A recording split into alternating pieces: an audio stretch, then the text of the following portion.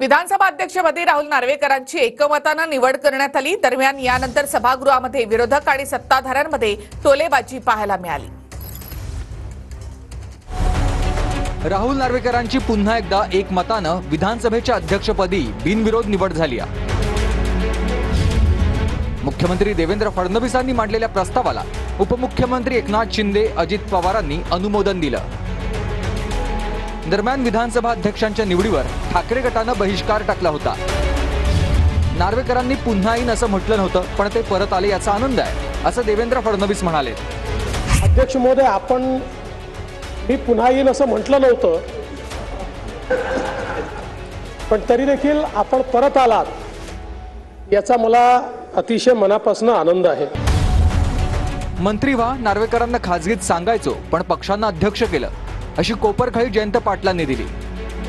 मी आपल्याला नेहमी खासगीत सांगायचो की परत संधी मिळाली की आपण मंत्री व्हा म्हणून, आणि मी त्यांना सारखा सल्ला द्यायचो की तुम्ही मंत्री झालेलं जास्त चांगलं होईल। राहुल नार्वेकरांनी लवाद म्हणून संविधानाचा अपमान केल्याचं आदित्य ठाकरे म्हणाले।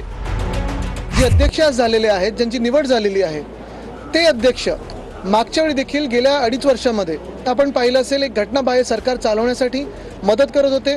त्याच अध्यक्षांनी लवाद म्हणून जो निकाल दिला, मग शिवसेना फोडण्याचा असेल किंवा राष्ट्रवादी काँग्रेस फोडण्याचा असेल, हा अन्याय, ही जखम, ही ताजी आहे। काही लोकांनी नार्वेकरांवर आरोप केले तरी नार्वेकर घाबरले नाहीत।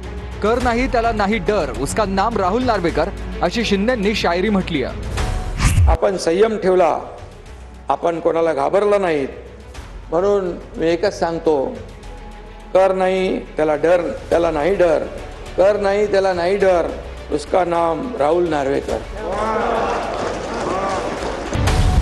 तुमच्याकडे वाद घेऊन येणाऱ्यांना तुम्ही मासे खाऊ घातले, जेवण दिलं, तेव्हापासून आम्हाला वाटलं तुम्ही अध्यक्ष व्हावे। जयंत पाटलांनी हे मिश्किल विधान केलंय। आपल्याकडे आल्यानंतर अनेक वाद घालण्यासाठी येणारे सगळे आपण गरम कॉफी देऊन शांत करून बाहेर घालवलेले, मासे पण खाऊ घातले, पाहिजे तर जेवणही दिलं। आपणच अध्यक्ष राहावं असे मनोमनी आम्हाला तेव्हापासून वाटत होतं।